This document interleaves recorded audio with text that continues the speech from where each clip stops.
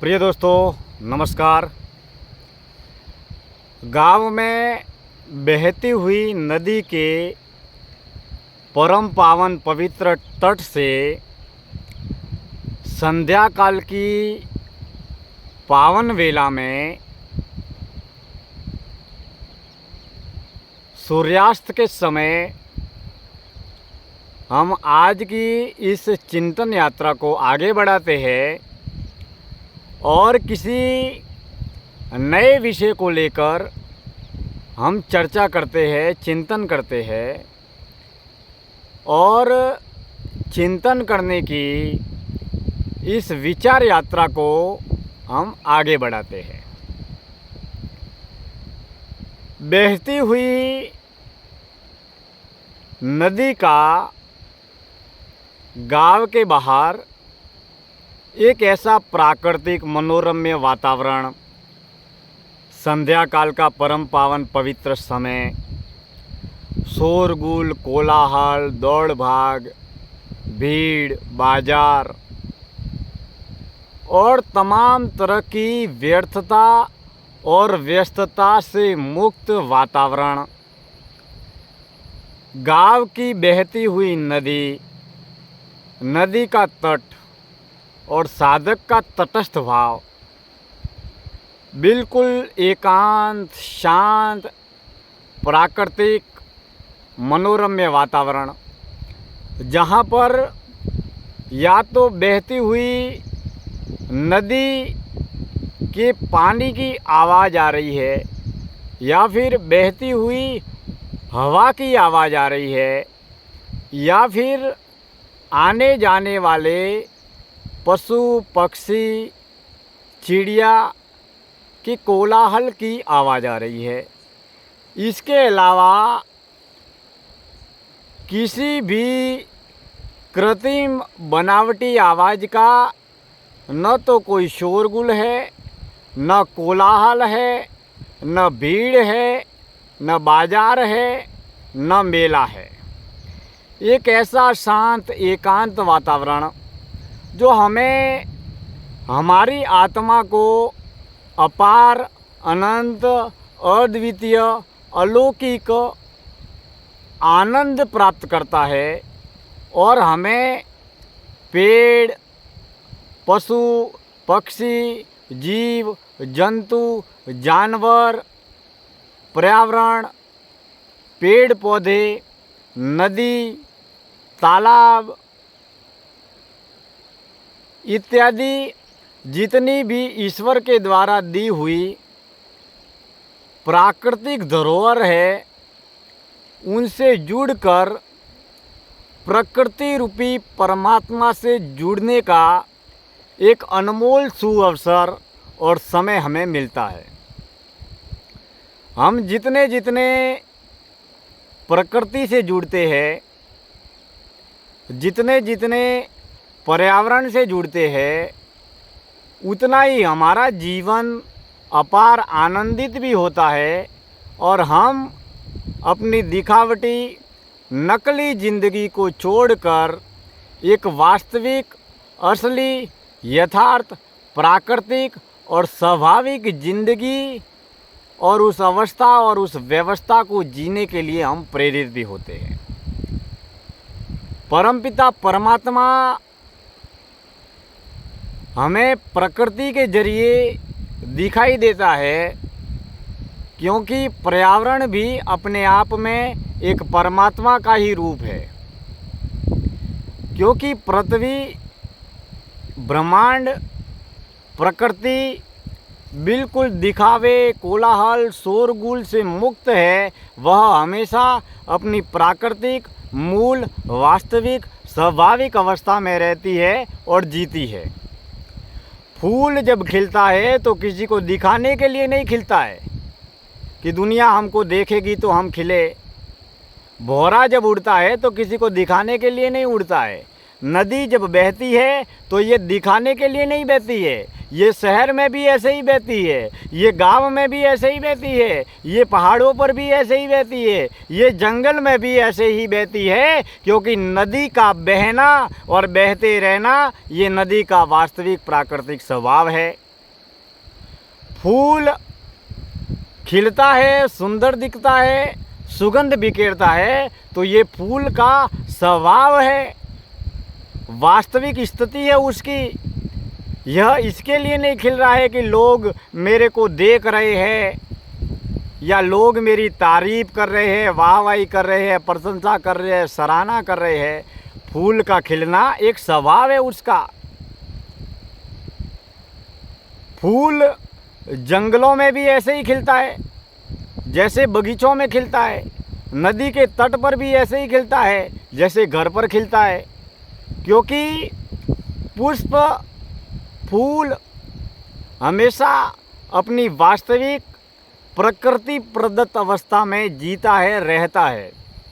मात्र एक इंसान ही ऐसा प्राणी है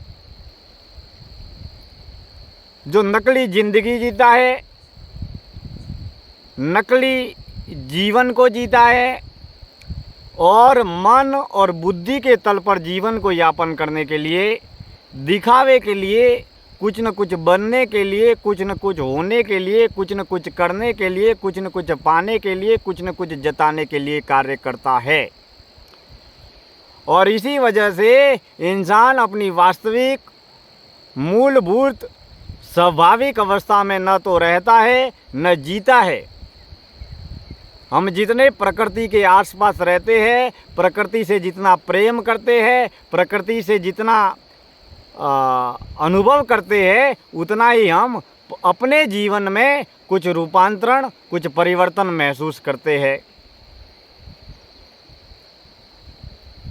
गांव के आसपास, शहर के आसपास नदियां है, तालाब है, पेड़ है, पौधे है, जंगल है, झरने हैं, पत्थर है, रेत है, खेत है।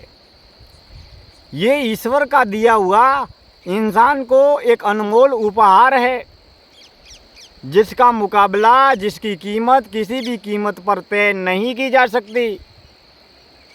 लेकिन दुर्भाग्य से हम कृत्रिम चीज़ें, वो भले ही मोबाइल हो, लैपटॉप हो, कंप्यूटर हो, गाड़ी हो, बंगला हो, कार हो, जितनी भी धन साधन वस्तु पदार्थ से जुड़ी हुई कृत्रिम चीज़ें हैं, उनका उपयोग करने में हम आदी हो जाते हैं, आदतन बन जाते हैं और प्रकृति के द्वारा मिलने वाले अपार अनंत अद्वितीय आनंद से हम वंचित रह जाते हैं।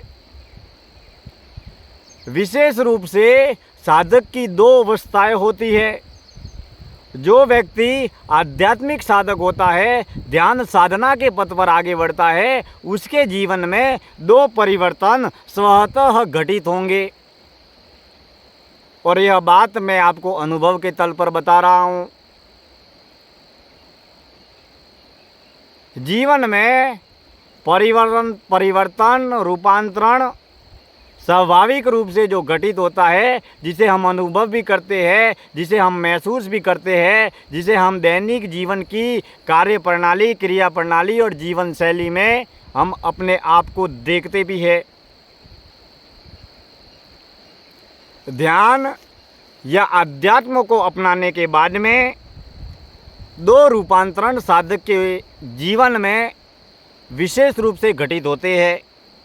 यह दोनों बाहरी रूपांतरण हैं, जिसका जिक्र मैं आपके सामने करने जा रहा हूँ।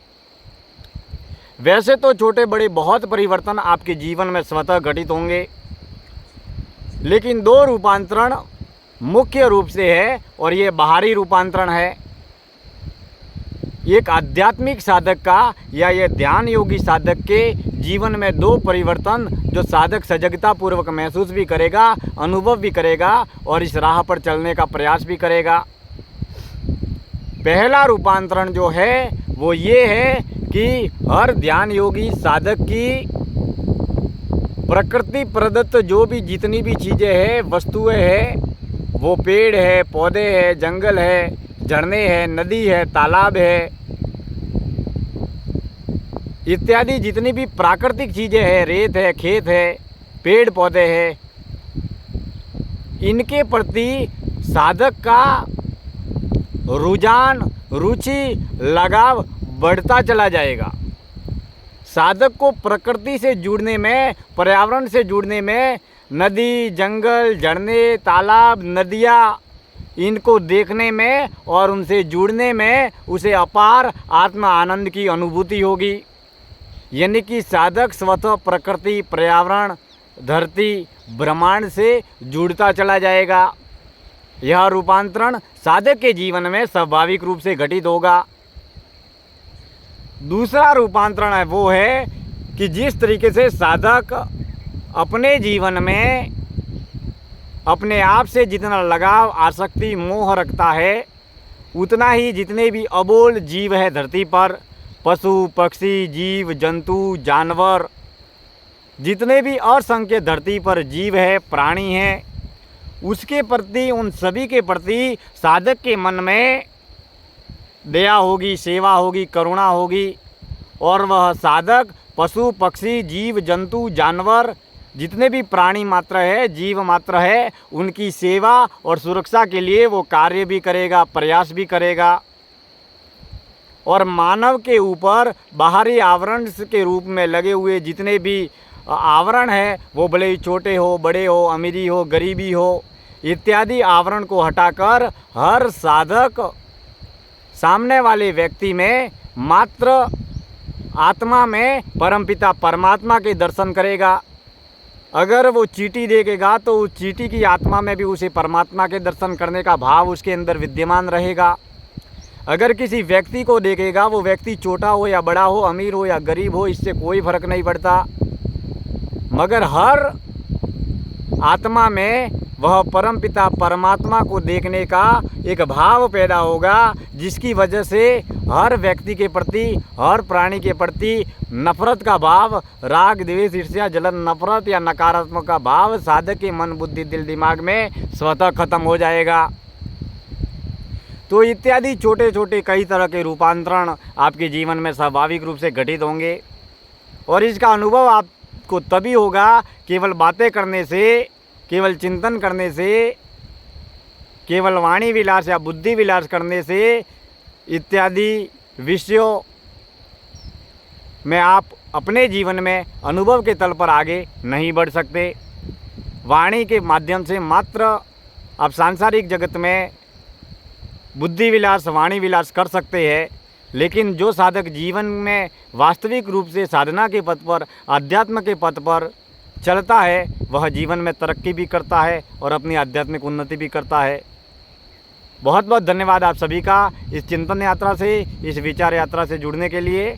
मैं मेरी जन्मभूमि गाँव रोहिड़ा के बाहर बहती हुई नदी के तट से आज की इस चिंतन यात्रा को आगे बढ़ाता हूँ, और जन्मभूमि रोहिड़ा की धरती से YouTube के माध्यम से जितने भी जुड़े हुए हमारे श्रोता है, दर्शक है, शुभचिंतक है, मित्र है, समीक्षक है, समालोचक है, उन सभी का बहुत बहुत हार्दिक आभार व्यक्त करता हूँ।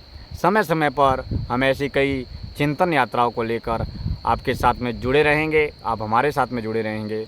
बहुत बहुत धन्यवाद आप सभी का, धन्यवाद, दिल से आभार।